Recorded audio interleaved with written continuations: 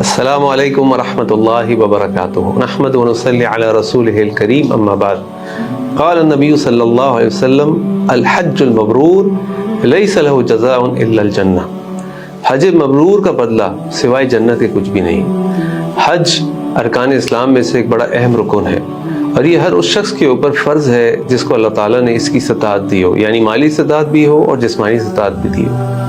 یہ حج ایک ایسا فریضہ ہے جس کے لیے ہر مسلمان زندگی بھر تمنا کرتا ہے کہ وہ اللہ کے گھر کی زیارت کرے، مسجد نبوی کی زیارت کرے، حج کا رکن ادا کرے اور حج کا فریضہ ادا کرے۔ اور جو شخص بھی یہ کرتا ہے یہ اس کے لیے ایک بہت بڑی اپرچونٹی ہوتی ہے کہ وہ اپنے تمام گناہوں کو معاف کرا دے، کیونکہ عرفہ کا جو دن ہوتا ہے اس دن اللہ تعالیٰ جس تعداد میں اپنے بندوں کو جہنم سے آزاد کرتے ہیں اس سے زیادہ بڑی تعداد میں کسی اور دن آزاد نہیں کرتے۔ تو اس حج پر جانا، حج کی سعادت حاصل کرنا، حج کے مناسک ادا کرنا، اللہ سے عرفہ کے مقام پر دعائیں کرنا، یہ سب ایک بہت بڑا عمل ہے، لیکن ظاہر سی بات ہے ہر شخص یہ نہیں کر پاتا۔ کچھ لوگوں کے پاس جسمانی استطاعت نہیں ہوتی، کوئی معذور ہو جاتا ہے، کوئی بیمار ہو جاتا ہے، اور کچھ لوگوں کے پاس، بلکہ کئی لوگوں کے پاس مالی استطاعت نہیں ہوتی۔ تو جو لوگ حج پر نہیں جا پاتے وہ بڑی حسرت سے اس بات کا اظہار کرتے ہیں کہ کاش ہمارے پاس پیسے ہوتے تو ہم چلے جاتے، کاش ہمارے پاس صحت ہوتی تو ہم چلے جاتے۔ تو اللہ رب العزت جو احکم الحاکمین ہیں، جو الحکیم ہیں، اپنے بندوں سے بہت محبت کرنے والے ہیں، انہوں نے ہم تمام مسلمانوں کے لیے جو حج پر نہ بھی جا سکیں ان کے لیے بھی اللہ تعالیٰ نے ایسے اعمال رکھے ہیں کہ وہ اپنے گھر کے اندر بیٹھ کر بھی وہ اجر و ثواب حاصل کر سکتے ہیں جو ایک انسان، ایک حاجی اپنا مال اور اپنا وقت اور اپنے جسم کی طاقت کو استعمال کر کے حاصل کرتا ہے۔ تو میں آپ کے سامنے 7 ایسے اعمال رکھوں گا کہ اگر وہ عمل ہم کریں تو ان میں سے ہر عمل کا بدلہ حج یا عمرہ کرنے کے برابر کا عمل ہے۔ اللہ تعالیٰ سے دعا ہے کہ اللہ تعالیٰ ہمیں اپنے گھر کی زیارت بھی نصیب فرمائے، اللہ تعالیٰ ہمیں حج کی سعادت بھی عطا فرمائے، لیکن ساتھ ساتھ چاہے ہم نے حج کیا ہو یا نہ کیا ہو، اللہ تعالیٰ ہمیں وہ اعمال کرنے کی توفیق عطا فرمائے جن کا اجر و ثواب حج کے برابر ہے۔ تو ان میں سے جو سب سے پہلا عمل ہے وہ یہ ہے جو اللہ کے نبی صلی اللہ علیہ وسلم نے اپنے حدیث مبارکہ میں بیان فرمایا ہے کہ جس شخص نے فجر کی نماز مسجد میں پڑھی اور اس کے بعد وہ مسجد میں بیٹھ کے اللہ تعالیٰ کا ذکر کرتا ہے یہاں تک کہ سورج طلوع ہو جاتا ہے، اور پھر سورج طلوع ہونے کے بعد وہ اشراق کی 2 رکعت پڑھتا ہے، تو اللہ کے نبی صلی اللہ علیہ وسلم فرمایا کہ اس کو ایک مکمل حج اور عمرہ کرنے کا ثواب ملتا ہے۔ اللہ اکبر، کتنی بڑے اجر کی بات ہے! یعنی یہ تو حج ہم روز کر سکتے ہیں، تو کس لیے انتظار کرتے ہیں؟ اور یہ حکم خواتین کے لیے بھی علماء نے کہا کہ جب خواتین اپنے گھروں میں فجر کی نماز پڑھتی ہیں تو اپنے مصلی پر بیٹھے رہیں، اللہ تعالیٰ کا ذکر کریں، قرآن کریم پڑھیں، دعائیں کریں، یہاں تک کہ سورج طلوع ہو جائے، پھر اشراق کی 2 رکعت پڑھ کر اپنے مصلی سے اٹھیں، تو اللہ تعالیٰ نے ان کے لیے بھی ایک مکمل حج عمرے کا ثواب رکھا ہے۔ دوسرا عمل جس کے ذریعے ہمیں حج کا ثواب مل سکتا ہے وہ یہ کہ اللہ کے نبی صلی اللہ علیہ وسلم فرمایا جس کو سنن ابی داؤد میں روایت کیا گیا کہ من مشى الى صلاۃ مکتوبۃ فی المسجد فہی کحجۃ، یعنی جو شخص بھی اپنے گھر سے فرض نماز کو جماعت سے پڑھنے کے لیے نکلتا ہے گویا کہ اس نے حج کیا ہو۔ تو یہ تو اجر و ثواب حج کا ہم روز کما سکتے ہیں، تو ہمیں اپنی ہر فرض نماز مسجد میں ادا کرنی چاہیے تاکہ ہمیں ہر فرض نماز کی جماعت کے بدلے ایک حج کا ثواب ملے۔ اللہ اکبر! اللہ کتنے رحیم و کریم ہے کہ اپنے بندوں کو کس طریقے سے اجر و ثواب سے نوازتے ہیں۔ تیسرا عمل جس کے ذریعے سے ہم حج کا ثواب کما سکتے ہیں وہ یہ کہ اللہ کے نبی صلی اللہ علیہ وسلم نے فرمایا کہ جو شخص بھی مسجد کی طرف اس لیے نکلتا ہے صرف و صرف کہ وہاں سے وہ کوئی علم سیکھے یا علم کو سکھائے تو اس کے لیے ایک مکمل حج کے برابر اجر ہے۔ اللہ اکبر! یعنی اس سے ہمیں پتہ چلتا ہے کہ اللہ کے گھروں میں آنے کی کتنی فضیلت ہے، اور پھر اللہ کے دین کے لیے علم سیکھنے اور سکھلانے کی کیا فضیلت ہے۔ اس لیے تو اللہ کے نبی صلی اللہ علیہ وسلم فرمایا خیرکم من تعلم القرآن وعلمہ، تم میں سے بہترین لوگ وہ ہیں جو قرآن سیکھتے اور سکھلاتے ہیں، اور قرآن اللہ کے دین کا علم ہے۔ تو اس دین کے علم کو ہمیں سیکھنا چاہیے۔ اپنے گھر سے جو شخص بھی مسجد صرف اس لیے نکلتا ہے کہ وہ اللہ کا دین سیکھے یا سکھائے اس کے لیے ایک مکمل حج کا اجر ہے۔ اللہ اکبر! اللہ ہمیں اپنے دین کا علم سیکھنے کی توفیق عطا فرمائے۔ چوتھا عمل جس کا اجر حج کے برابر ہے وہ اللہ کے نبی صلی اللہ علیہ وسلم نے اس حدیث میں بیان فرمایا کہ جو شخص بھی رمضان میں عمرہ کرتا ہے اس کے لیے ایک حج کے برابر کا اجر ہے۔ اللہ اکبر۔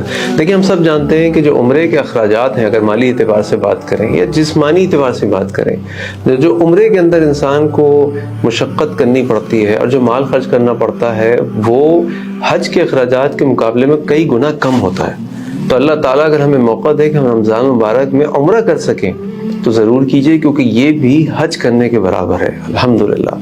پانچواں عمل وہ بڑا انٹرسٹنگ ہے کہ جس کے ذریعے سے ہمیں حج کے برابر کا ثواب مل سکتا ہے، وہ یہ کہ اللہ کے نبی صلی اللہ علیہ وسلم کے پاس کچھ فقراء صحابہ آئے اور آگے کہنے لگے کہ اللہ کے نبی صلی اللہ علیہ وسلم جو مالدار صحابہ ہیں وہ تو ہم سے بازی لے گئے، ان کے پاس مال ہے، وہ اپنا مال خرچ کرتے ہیں، ان کے پاس مال ہے، وہ حج عمرہ کرتے ہیں، وہ تو بہت کچھ نیکیاں کماتے ہیں، ہمارے پاس تو مال نہیں ہے، ہم کیا کریں؟ تو اللہ کے نبی صلی اللہ علیہ وسلم نے ان سے کہا میں تمہیں ایک ایسا عمل بتاتا ہوں کہ اگر تم یہ عمل کرو گے تو جو کچھ اجر وہ کماتے ہیں وہ تمہیں مل جائے گا۔ تو اب آپ یہ دیکھیں کہ ان لوگوں نے یہ کہا کہ جو مالدار لوگ ہیں وہ اپنے مال کے ذریعے سے صدقہ کر کے بھی اجر کماتے ہیں، حج و عمرہ کر کے بھی اجر کماتے ہیں۔ تو اللہ کے نبی صلی اللہ علیہ وسلم نے ان کو کہا کہ جب بھی تم فرض نماز پڑھو اپنی نماز کے بعد 33 مرتبہ سبحان اللہ، 33 مرتبہ الحمدللہ اور 34 مرتبہ یعنی 33 ٹائمز سبحان اللہ، 33 ٹائمز الحمدللہ اور 34 ٹائمز اللہ اکبر، یہ 100 کی گنتی پوری کر لو، تمہیں ان کی طرح ان کے برابر کا اجر ملے گا۔ اللہ اکبر۔ ان کے اجر میں صدقہ بھی ہے، ان کے اجر میں حج بھی ہے۔ اس سے ہمیں پتہ چلا کہ جب ہم نماز کے بعد اللہ کا ذکر کرتے ہیں تو اللہ تعالیٰ ہمیں حج کے برابر کا اجر دیتے ہیں۔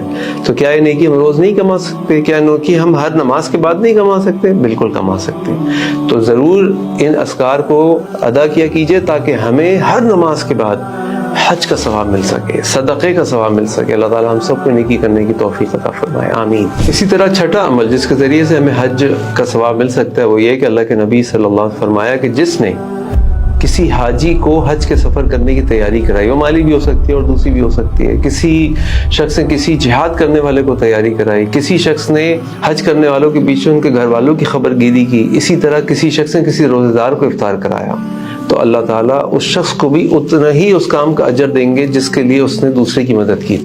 یعنی اگر آپ کسی حاجی کی مدد کر دیتے ہیں، اس کے حج کی تیاری کرا لیتے ہیں تو آپ کے لیے بھی حج کا ثواب ہے۔